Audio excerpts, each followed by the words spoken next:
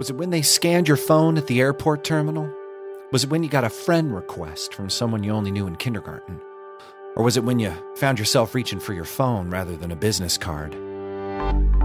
At some point, we've realized how hyper-connected our world is becoming, and still we can feel disconnected. Networking in the age of social media can seem like a tireless slog. Maybe that's because people think networking has been replaced by social media. According to Google Trends, at some point in 2011, search queries for the term networking crossed paths with searches for the term social media.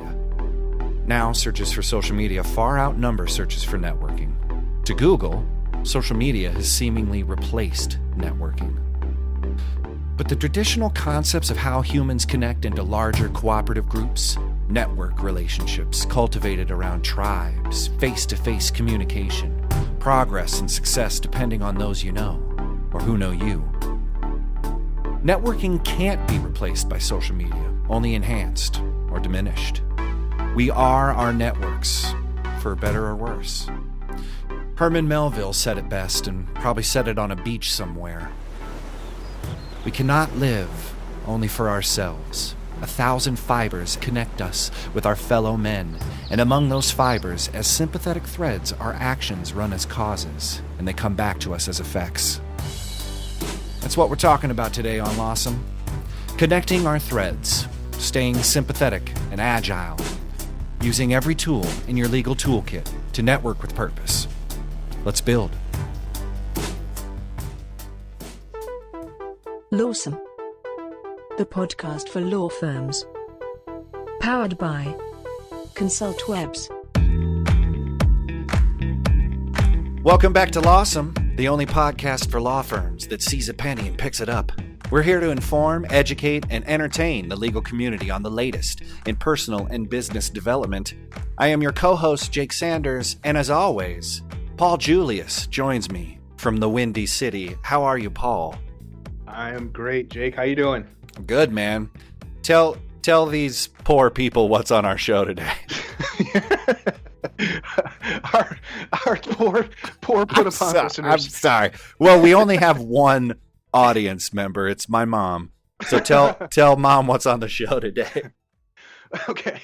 On the show, the Hot Takes Buffet with an article from abovethelaw.com on ways lawyers can increase their networking skills. And then we interview networking superstar Kelly Hoey and learn how to build our dream network. And as always, we put Kelly on the hot bench for 10 questions we ask everyone. Pull up a plate. It's the Hot Takes Buffet. The article today is from abovethelaw.com. It's 7 networking tips that will reap benefits fast.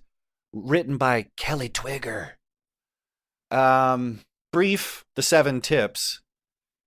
Get to know your coworkers. Leave your door open. Attend every function. Always carry a card and ask for others. Follow up, call people, and speak publicly. My take for the uninitiated or unfocused lawyer, this advice seems like walking into a forest fire with a gasoline-soaked sweater. Is this person ever going to live their life? Are they going to have any privacy? You just open your door, go to every function. You have a pocket full of business cards. It's a good article. I'm not knocking it. I think people should do this. That's my take. I'm just thinking that for someone who doesn't want to network and they read this article, now I really don't want to network. I don't know. Yeah, you're right, and it does seem super overwhelming. Like it's like this is a how-to guide for an 18-hour day. Yeah, you know what I mean. But there is good stuff in here, and I think and maybe it's implied, but maybe don't be doing all these things at once.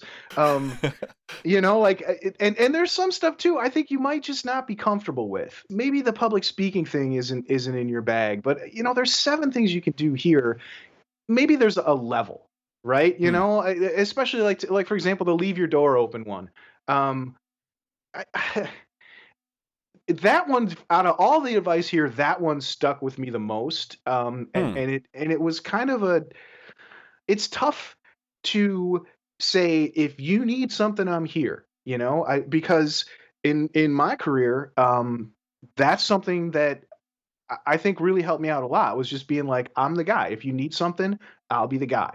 And Yeah. and I've always kind of preached that to my team and stuff, like, Mhm. be available. Just being the person who's willing to help someone out, um, can mean a lot. You can make some meaningful relationships.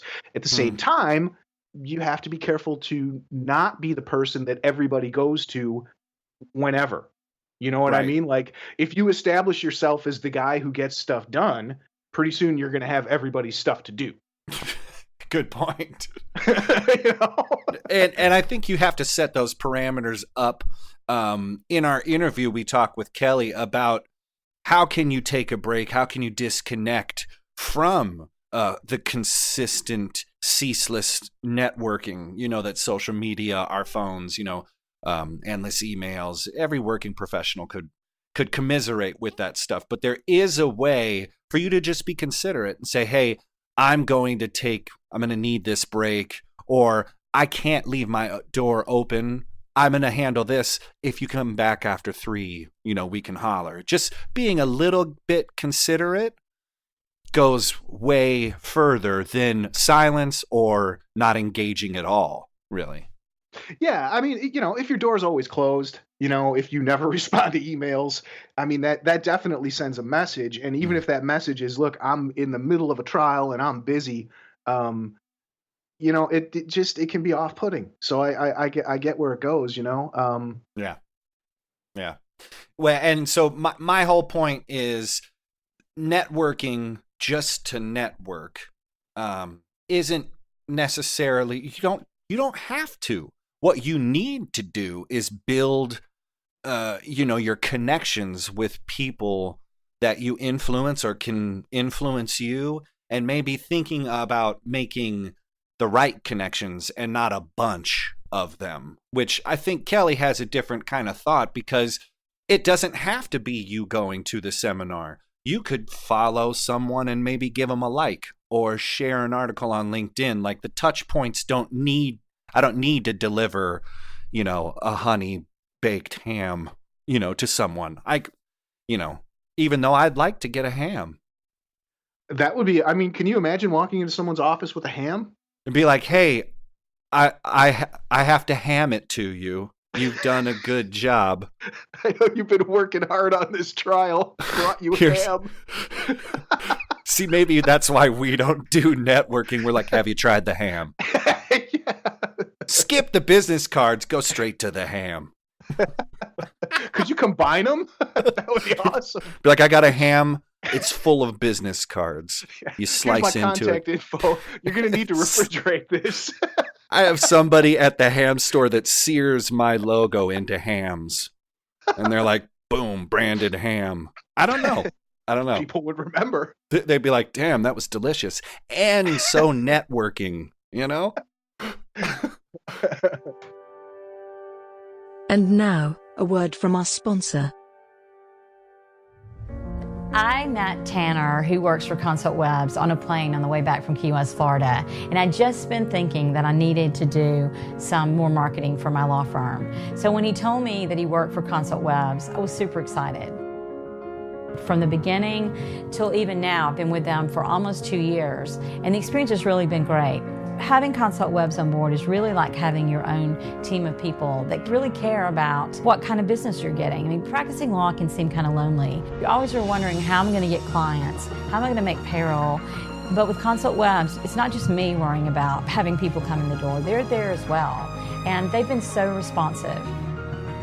Since I started with Consultwebs, I have increased the number of employees double at least. And since I started with Consultwebs, the revenue has tripled. It's really been an incredible experience. Go to consultwebs.com to learn more. And now, for a lawsome interview.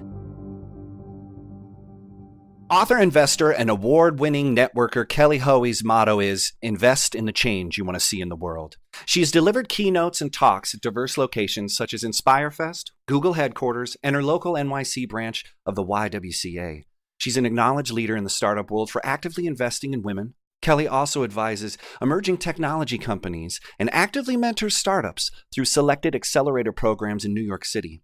Previously, Kelly was immersed in the professional services world, initially as a corporate attorney and then in management, leading the development of a global law firm's alumni, professional development, and women's initiatives. Her 2017 book, Build Your Dream Network, is a smashing success, and we are delighted to have Kelly Hoey on Lawsome today. Thank you for joining us, Kelly. Thanks for having me. How did you go from being a lawyer to becoming a networking expert, and do you miss being a lawyer? I really enjoyed practicing law, and I know that's what most people don't expect to hear. I think it's sort of funny that the one profession where people kind of congratulate you for, failing. Hey, you failed, you didn't make partner. Congratulations. Aren't you glad you're not a lawyer anymore? I actually really enjoyed practicing law, but really felt that there was more that I could do. But so many of the lessons that I've learned regarding building relationships, and the time it takes to build trust and reputation started from when I was an attorney. And another aside on all of this is the cover for my book. Like, did I enjoy practicing law? Absolutely. I built great relationships with clients, and the cover of my book was picked by a former client. Nice. So, I owe a lot to the practice of law. That's great. And so how does your networking advice translate to lawyers specifically, or is there any difference by profession to the way that people approach networking? Well, I mean, first of all, you just say the word networking and people get hives, break out in a rash sweat, and let's just kind of throw out the old definition and try and get people thinking about networking in a different way. Mm-hmm.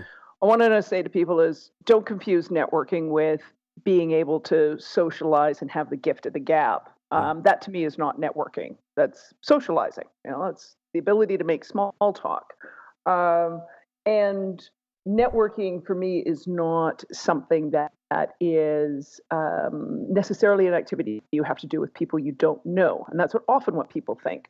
We also think of it in the context of a power imbalance. Like, you need a job, you need a new client, you need more work, and you're feeling powerless next to somebody who can offer something to you.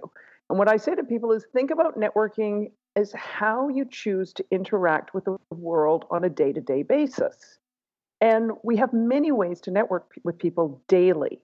So if you're thinking about a lawyer who says, oh, I've got billable hours and I can't leave my desk, you know what? You do pick up your phone. You do run into your colleagues, in the office. You do send emails. You do have a profile on your company website, your firm's website, or not-for-profit board. Maybe you sit on a board of directors.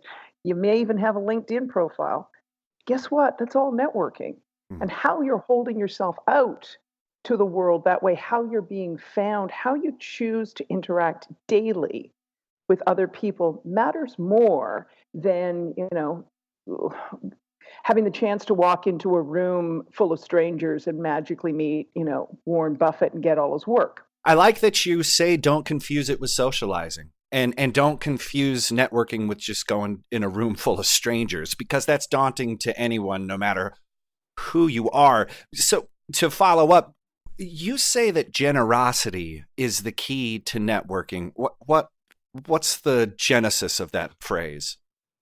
I mean, I think some of this is, we live in this, hyper-connected world where it's sort of 24/7 because of, mobile devices and all the rest of it.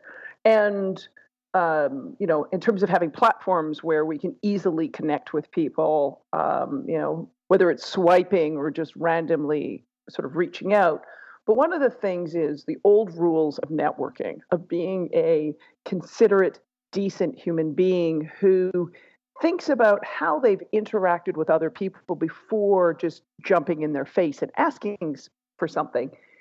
Those rules still apply. And I think too many people either forgot the rules or we have a generation that never learned them because they're digital natives.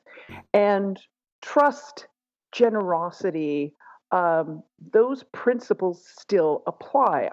We do work with people we know and trust. Well, I don't know you just because of an avatar and a profile.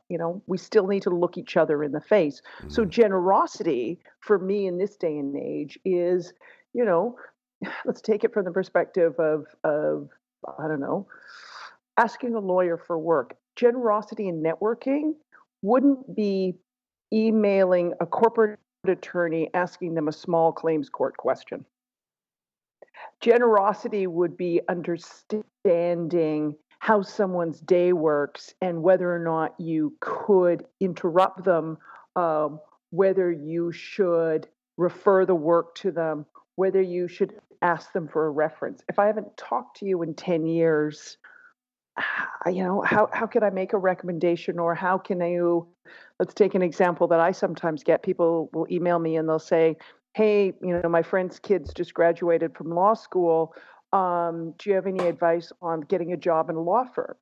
Well, I haven't worked in a law firm since 2009. I don't have the latest information. So that kind of ask to me is a really non-generous one. It's one-sided. So yeah. Really not like when you're not being generous if you're not thinking about the other person. If you're solely thinking about your own needs, you're not being generous. And there may be, and this will sound funny because someone will probably listen to this and want to strangle me, but if you were in a role that required the immediacy of what is it you need, can I take your order? Do you want to buy this perfume? What kind of car do you want to buy? If you were in that immediate kind of sales, you walked onto the lot or through the perfume department, maybe jumping right in someone's face and not caring whether, their cat died or if they're busy, because you're in this different role and relationship with them. But if you're in the relationship business, you need to think about the other person, and you really need to be generous in thinking about what the heck is going on with their day. And they may be the right person to ask. They may be the key person in your network who can open doors for you. But if they've got a lot going on and they're stressed out, they're middle of a corporate merger or their kids getting married or who knows what, the generous thing to do is not call them and make an ask in an inappropriate time. Interesting. So it's a lot like you don't want to show up empty-handed. It'd be like showing up to someone's house for dinner without a bottle of wine or something. Like, you have to have something, even if it's just an understanding of what their life is like right now. Bingo. Yeah. Bingo. Like I don't know. Don't ask me what I've been up to for the past 5 years if you've, not taken a look at, I don't know, done a Google search and taken a look at my LinkedIn profile. Right. Well, exactly. I mean, that's exactly what you just said. Like, we're not, hey, I'm looking for a job as a lawyer. Well, if you'd been keeping up to date with me, you would know that maybe I'm not the person to ask about that. Right. Like, what the considerate thing to do. And it sounds strange to people, but, particularly in this digital age, there's no excuse not to do a little bit of homework. And when I think, and the lawyers listening to this are probably going to go, oh, she off her nut. I actually think lawyers have the foundation to be extraordinarily good networkers in this day and age, because so much of it for me is sort of research and analysis. Maybe the basis of the way I approach networking is because of being a lawyer. Really thinking through the problem. Who are the people who can help me? Now, with respect to those individuals, are there any factors or conditions I should take into account before I land in their inbox or dial them off their phone or, rush down to their office and make some big request? It reminds me of the way that we empathically, as a copywriter, advertiser, and marketer, I'm thinking I have to read the room. I have to see who's here. What can I get away with? What won't I get away with? Right. What joke is going to hit home? How can I be considerate? I think it's a natural shoe-in for lawyers who do research and analysis and problem solving to be great connectors. But I think there's something in what you said earlier about consideration and how Paul just said, you don't go to someone's house without a bottle of wine. Now, I'm wondering, asking the host what you should bring. Right, or if there's any food allergies.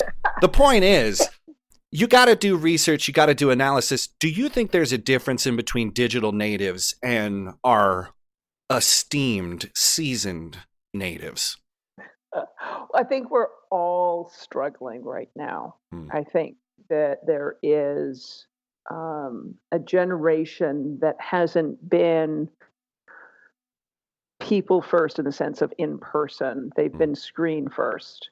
And we have a generation that discards the validity of digital as a way to build relationships. And for me, I see all of these things merging together. You talk about, the classic 7 touch points for a sale. You have a generation and you have individuals who believe that involves 7 lunches or 7 sporting events or 7 dinners. Interesting. Well, maybe it involves a like, a tweet, a Facebook post, a blog mentioned, a text. Maybe your 7 touch points to the sale, or to building or furthering a relationship, can be a lot lighter and doesn't need to take as long. Maybe it will take as long, but maybe there's more ways we can do it. And I think at some point we're going to see that there isn't this fad of social. There isn't these digital platforms that are one-way marketing. There's just different ways we communicate. And the more that we are authentically ourselves in all of those places, that there's not, oh, you're so different in person than you are online, or vice versa. The more we are more ourselves in all of those places where we can network and meet other people, I think the more effective we will be at building relationships. I mean, I'll take a personal example. So the paperback of my book has just come out, and it includes a foreword by the author Tom Peters. Before digital, when the heck am I going to meet Tom Peters? Best-selling author, co-author of In Search of Excellence. Where am I going to meet him? I mean, show up like a sycophant at a book signing of his? Like, seriously. Well, I'm, sort of being flippant on it, but I'm being realistic. What am I going to do? Show up? Oh, Tom, I'm a big fan. Like, really? What happened in this case is we've been following each other on Twitter for, let me think, about 7 years. And at one point, I'm following him in terms of management ideas, in terms of business and advice that I wanted to apply both in the role I was doing, but also in the advice I was giving and interacting with business owners, and particularly with startups. He starts following me. We start having a conversation. I think of Twitter like a cocktail party. How are you a good guest that somebody else wants to talk to? Nice. So we have a conversation. Fast forward in 2006, he tweets at me and says, oh, by the way, I pre-ordered a copy of your book. I thought I was going to fall over. Totally. Oh, it's like, are you kidding me? So then, of course, head to direct messages and go, I kind of would have sent you one. He goes, well, why don't I send you my book? The next thing you know, 6 months later, we're having, coffee and chatting offline. But this is like a 7-year path to building a relationship, which would be no different than I think of the strength of the relationship that I have with, former clients when, I was practicing law. The tiny touch points, the ongoing, the shared interests, just this seemed to happen on Twitter versus, an all-nighter at the printers. I'm just wondering, as a bit of advice for lawyers, is there social media platforms that they should be or should focus on? Is there a hierarchy? Well, I mean, without a doubt, all lawyers should be on LinkedIn. Yeah. Just without a doubt. And, if a lawyer goes and Google, any professional, but lawyers, if they go and Google themselves, the first 2 things that are going to show up on a Google search is their law firm bio and then their LinkedIn profile. So if you think about a profession where you've got word of mouth recommendations, or you have your existing clients confirming that you are the best lawyer out there when someone else is pitching them for business, those are the 2 things they're going to find. Top of the list. And let's all admit it, we're impatient and lazy. Are we going to go beyond that? Probably beyond that, there may be a I don't know, a not-for-profit or community board or something like that you sit on, maybe it's a bar association. Maybe you've spoken at a bar event or legal association event. Those are probably the things that are going to show up first. And so when I think about social networking, should lawyers be on Instagram and, doing all this other stuff? Well, not necessarily, but you should go and look and see what shows up and ask yourself, am I networking my ambition, my skills, my expertise, what I want to be found for in the most meaningful way? Because based on human nature, this is what people are going to do. They're going to do a Google search and they're going to look at these 4 documents. Good point. Do you think that's true even like in a referral situation, like where a lawyer's looking for another, looking to refer out, like they don't do, family law or whatever? Do you think it still follows the same pattern? Well, what they may do, they may ask someone they know, hey, someone from their law school or something else, and someone gives them a reference for a name. And so what does that person do? You go and Google them. Of course. And then you're like, oops, what shows up? This is one of the things I would say to people: go and Google yourself and see what shows up, and say to yourself, all right, am I holding myself out to the best of my ability? LinkedIn in particular is of strategic importance to lawyers because it's what general counsel go and refer to. They rightly or wrongly believe that your bio on your firm website is written by your marketing people. Rightly or wrongly, I say, because they believe your LinkedIn profile is written by you. So the more that you are using LinkedIn and adding contacts, and the more you're keeping it up to date, the more valuable it is to your existing clients as well as potential clients. Now, I say existing clients because there was a survey of general counsel that was done, and when they get pitched by somebody else, okay, so some general counsel gets pitched by someone who says, hey, I'm the best antitrust lawyer and you should be giving your antitrust work to me. Mm-hmm. What the general counsel said they do in that situation is head over to LinkedIn, check out that person, check out that person's profile, and then go and check out their own lawyer's profile, because a seed of doubt has now been planted in their mind. Whoa. So if you think, oh, this social and this digital isn't important to me because I'm a lawyer and this is what lawyers do, it's like, no, it is important to you. And so rather than thinking I don't have time to network because I can't leave my desk and, I'll just get my marketing folks to send out some stuff, you need to step back and say all of these pieces need to work together. And I need to be kind of, Captain Kirk, Starship Enterprise. I need to be kind of commanding all of this and making sure all of these pieces are working together, because even if I'm on another deal at my desk and I can't get out and network, I am networking because people are looking me up. They're referring for, other people are referring things to me, and people are checking me out online. And either incorrect information, absence of information, or no information is not networking you to your fullest. Can networking ever backfire? I mean, you are the Captain Kirk or, the Captain Janeway of this, this spaceship. Shaking the wrong hands or too many hands. Can networking ever backfire?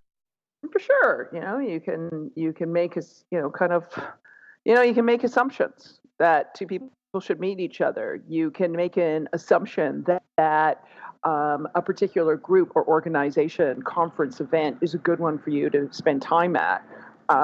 You can make sort of errors based on recommendations of other people without thinking through your own, ability to commit, to show up, to participate.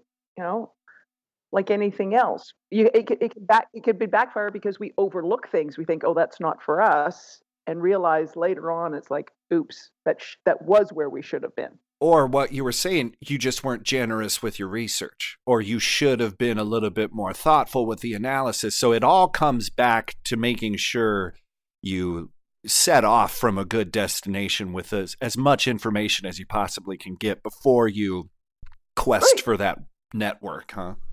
Yeah. I would say be the good lawyer that you are. Kind of do your homework, do your research, think it through. I mean, I think one of the sort of networking, when I think of networking and backfiring for lawyers, is too many lawyers are like, oh yeah, well I'm networking, and I'm like, what? And they'll look at me and they're like, oh yeah, I'm a member of a bar association. Well, Just signing up and paying a fee isn't networking. And, you know, is that the place where you get a referral for clients? Mm. You know, when is networking with other people in your profession, you know, really your strongest lead to get work? And when is it, yeah, you need to be a good member of the profession, and it might lead to stuff, but, you know, maybe hanging out with different people is likely to get you the work you need or the information you need. I mean, one of the mistakes I made, so this would have been back in 2001, 2002, when I decided to make a career change, is I had too narrow of a network. I had a lot of lawyers. I had a lot of bankers, you know, lots of people doing, you know, CMBS. I didn't have the breadth of a network in terms of diversity to make the career change I wanted. So can networking backfire? Yeah, if you sort of, I'm going to say, keep developing relationships in a single small pond. Yeah, your networking can backfire when you realize you need a bigger pond to expand your career. As we are the captains of our networking destiny, is it possible to disconnect from networking? And how can lawyers and busy professionals continue their networking efforts and chill? Do you just schedule that in without losing momentum? How do you disconnect temporarily? Oh, out of office messages work really well. Nice. That's easy. I sort of laugh at it. It's like, you know, it's sort of one of those things. It's like, yes, you can disconnect, but you shouldn't discontinue your networking. And I think the ability to be able to say to people, you know, I'm unplugging. I'm going to be off until this time, or to have an explanation of saying, hey, I've got this deal going on. It closes on this date. Until that time, it's going to be hard to reach me, and I'm not going to be able to fulfill these commitments. You know, I think just being really open, honest. I'm in the midst of reading some Brene Brown, so I'll use one of her words, vulnerable, to Love be it. able to say, hey, here's what's my capacity. You know, you can disconnect, or hey, I really reserve this time for these things. Like, I think just letting people know, and I think actually that creates a stronger connection and sort of improves your network when you do that. I think silence is, and a sort of the absence of any type of interaction. That's the big danger. So besides the obvious networking events like conferences and seminars, what other networking opportunities are there for lawyers that aren't maybe recognized as such? I don't know, talking to your colleagues. Okay. There's, you know, getting off the speakerphone and going to somebody's office, you know, asking a client how they are before you jump into revisions to an agreement. I mean, to me, I mean, I'm sort of being flippant, but I'm really not. The No. micro actions on a day-to-day basis are sometimes more important. You know, and you mentioned, hey, going to a conference, but what do you do with that conference information after the conference? People are so worried about, oh, I'm going to a conference. How am I going to meet the speaker? How am I going to meet other people there? I'm like, how are you going to share the information and the experience with people you already know? Maybe there's 5 colleagues back at your firm who couldn't attend the conference. How are you sharing the information with them? Cool. Is there particular information that you picked up that might be relevant to specific clients?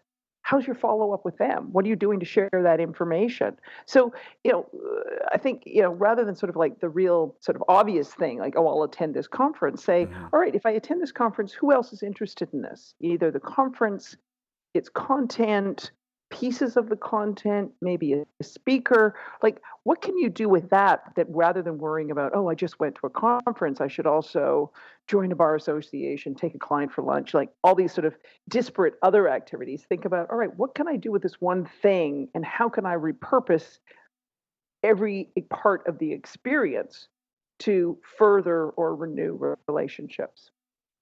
That's interesting, because I was going to ask you, you know, we're talking about this kind of maintaining a level of communication, and I was going to ask you, like, what do you do? Like, literally, what do you type people just so you kind of stay on the radar or whatever? And I think that's a great thing. Like right there, like you could even, you know, be like, hey, you know, John, I was at this conference. I thought you'd find this really interesting. You know, Bingo. something like that. Bingo. It's exactly it.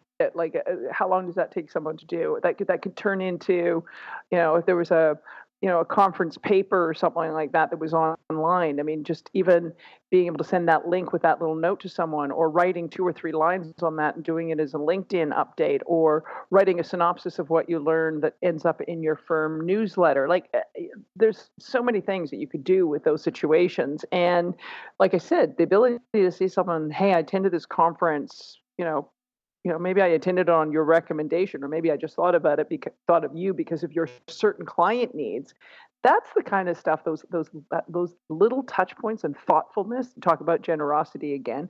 That really furthers a relationship, keeps you top of mind, and is someone where someone says, you know what, here's who you should work with, because of those kind of actions. Remembering those kinds of things. My last question is, how can people learn more about you? But is there something in your new book that you'd like to maybe break off a little piece for us?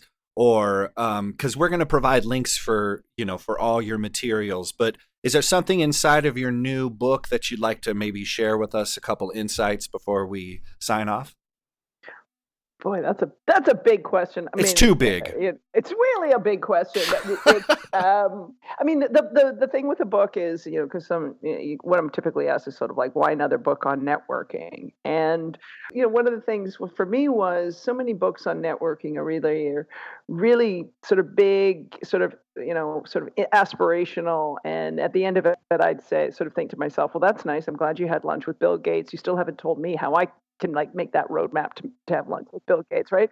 And so the book is really a lot of roadmaps. And what lawyers should take from it is that, well, all the case studies, and there's, it's very a case study driven book. All the case studies aren't lawyers. These are examples of people who have deliberately and purposely, over a course of time, advanced their careers, either up the corporate ladder or built a national, practice. And one case study I'm thinking of is in the wealth management, but it's very similar to lawyers. So rather than just sort of saying, oh, it's not, doesn't pertain to lawyers, it's not all about lawyers, it doesn't apply to me. Yeah, it kind of does, because this is all about relationship building. This is all about having a skill set and an expertise that other people want, and you need to share that with other people. And so that was sort of what thing I'd say in terms of lawyers looking at it, going, well, this isn't specifically for lawyers, because I know that's often what I still get, from the legal industry, and as someone who started their career in the legal industry. It's like, again, I go back to, most of these lessons I learned about networking, I learned as a lawyer. And what I have found is, when I've looked at highly successful networkers in other professions, whether it's startup community or corporations, not-for-profits, they're doing the same thing. Yeah. And rather than sort of just discarding, saying, hey, Kelly's book isn't just for lawyers. Well, you know what? Use your big imaginations. It's what you went to law school for, and realize how it applies to you. Yeah, cool. It's I've had many meetings with many law firms, and it's funny. You exactly what you said is something that Jake and I have been bringing up quite a bit. Is that a lot of times it seems like legal industry has like tunnel vision. Like they're just not. It's very much compartmentalized, and this is what we do, and you get your AVO ratings, and that's how it goes. And sometimes it's like, you gotta kind of poke your head up out of the gopher hole and look around what other successful similar industries are doing, because that doesn't, just because they're not lawyers doesn't mean it won't work. Right. Well, that's exactly it. It's sort of like one review that it was of my book, and someone said, well, it wasn't really helpful to have all these case studies of people who had successful big networks. And I'm like, oh, for the love of God, you missed the point. People were born with, platinum Rolodexes in the last name of Rockefeller. They built it, a relationship at a time, and adding value and making sure that they had the skill set and the knowledge and the qualifications that were relevant to the people they wanted to attract for clients. It's like, okay, if that doesn't sound like a lawyer, I don't know what does. But, that's the part, on all of this is law is the practice of law. Maybe we just practice networking. You never really get there. You just keep at it day in and day out in terms of how can you add value? How can you be a kind and decent person? How can you help others succeed? And in doing that, you're going to build a network of people who are going to want to help you succeed as well. How can people learn more about you, Kelly Hoey? My website is jkellyhoey.co, or you can find more about the book at buildyourdreamnetwork.com, and you can always find me on Twitter at jkhoey.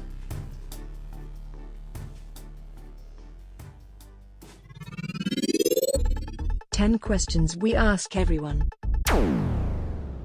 Here we go with 10 questions, the cleverly titled 10 questions we ask everyone. Number 1, what was the last book you read?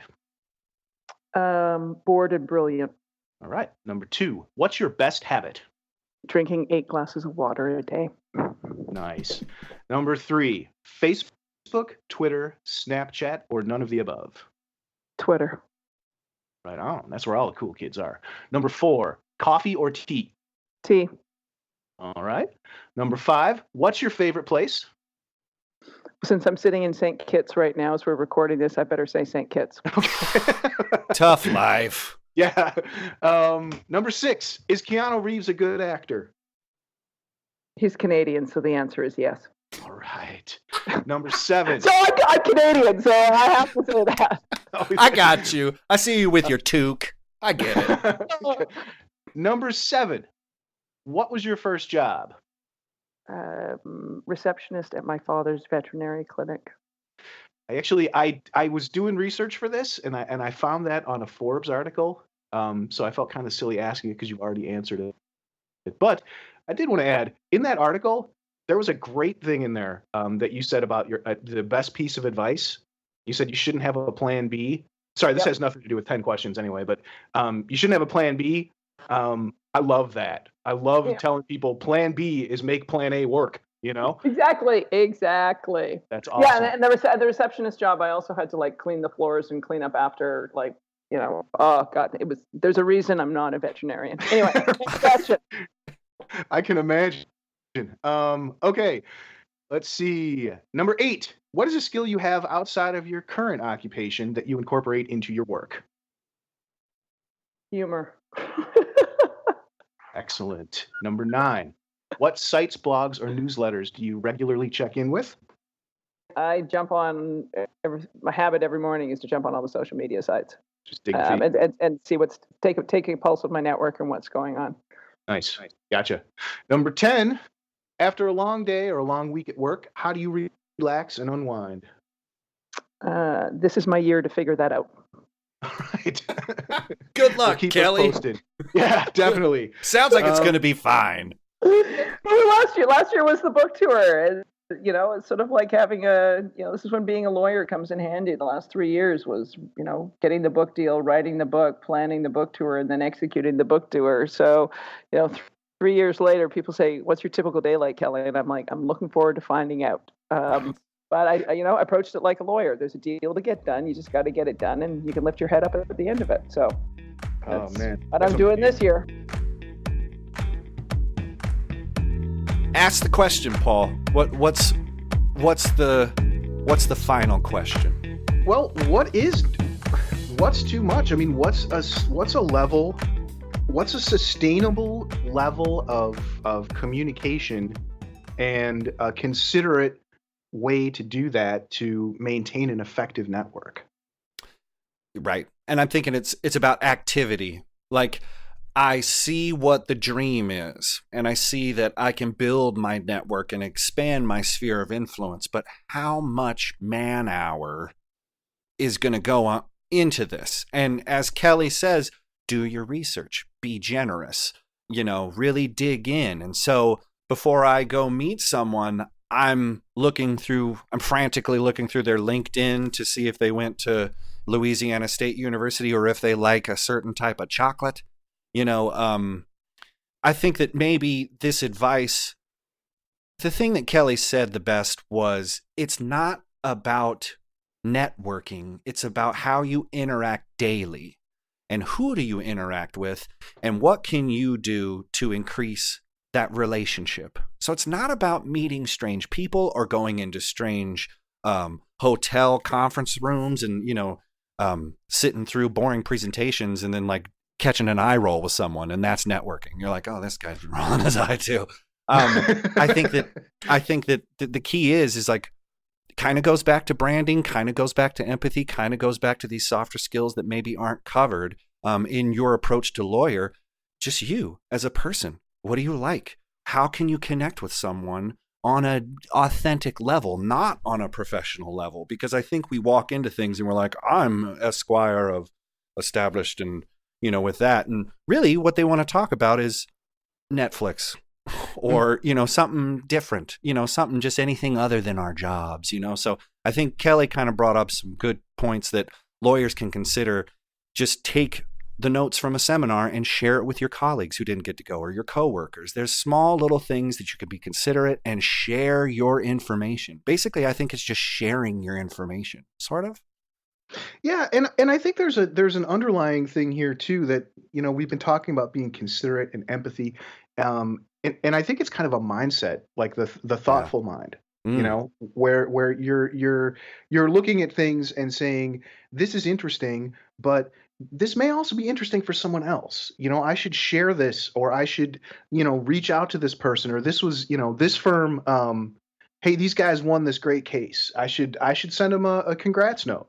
You know what I mean? Like just doing stuff like that falls into the whole idea of networking. And it's not always like, setting up a posting schedule for LinkedIn, or making sure you do those kind of things. Like I think there's a maybe people would call it soft skills or something like that, where there's more, you're looking at ways that maybe other people might benefit from stuff that you learned. But notice that it's not about interjecting on your behalf, sort of. I think it's more about interjecting because it's right, or that because it's timely. So just paying attention enough to other people to see if there's an opportunity for you to provide something, rather than, I hope I can jam my logo or brand or a mention or a business card into this fool's hand. It's really about, hey, you were talking about this. I'm interested in that. I think we're getting the word professional and network and professional network confused, because the way you network is who you are, and you're not your profession. You're you. And then on top of that, you're a lawyer, or you're whoever you are. It's people first. I'm an individual living with a law degree, True. And I think another thing too is to, don't treat your network like an email list. That people are going to be interested in different stuff, and things may be relevant to people. And I think, one thing I really liked that Kelly said was be mindful of what might be going on in someone else's life. Good point. Like it goes back to the open office door. Like, just because it's open, don't feel like you got to walk in and, say, hey, give him a ham, Back to the ham. It all comes back to the ham, Jake. No, it's handshakes and ham shakes. That's all I'm saying. Ham shakes.